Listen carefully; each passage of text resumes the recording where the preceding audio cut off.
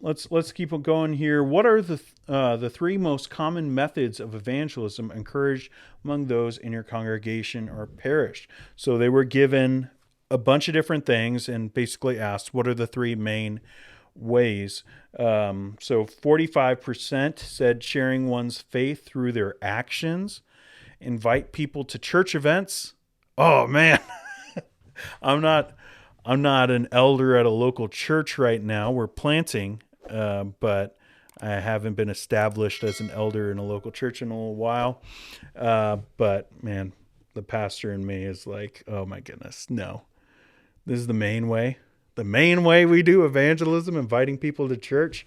Pastor, I would like for you to meet with my good friend here. They're so close to trusting in Jesus. Can you just meet with them one on one? That kind of stuff. Oh man, you do it. You share your faith. This is what we're all supposed to do. 35% invite to something like Alpha. Little self promotion there. Invite to something like Alpha, so some kind of program. Verbally sharing gospel. 33%.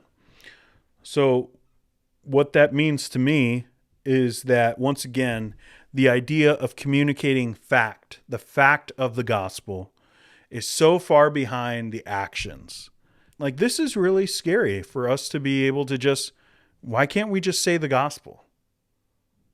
Like, you want people to understand truth.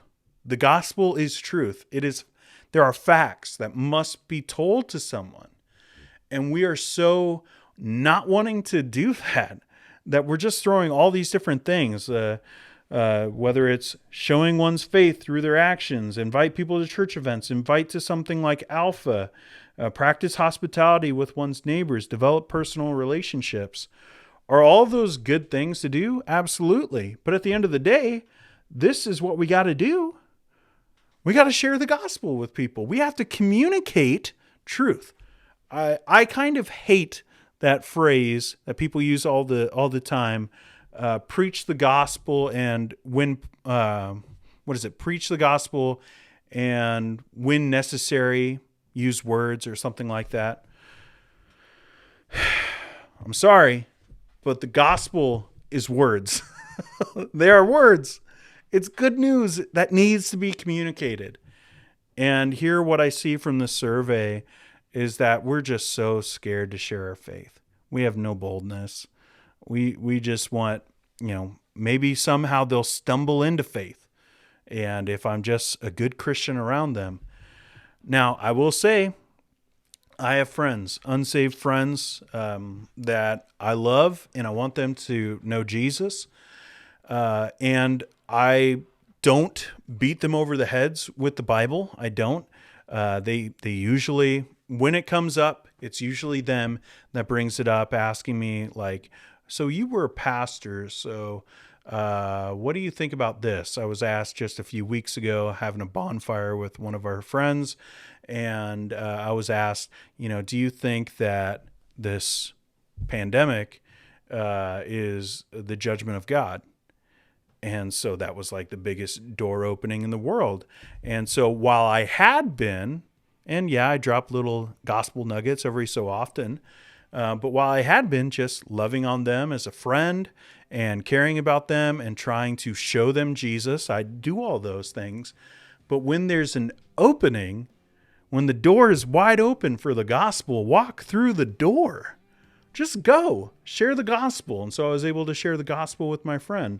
And I don't know if anything will come from that. But what I do know is that they got the facts of the gospel.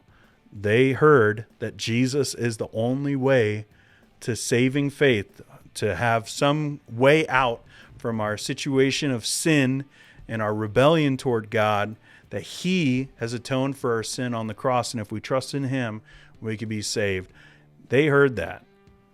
And I'm so glad, and we still have a relationship. It didn't burn the bridge. Shocker. You telling people the gospel is not going to ruin that relationship. Might be an awkward couple minutes, depending on how they take it. But we still are friends. We're still going to do things. So when we have the opportunity, we tell them the gospel.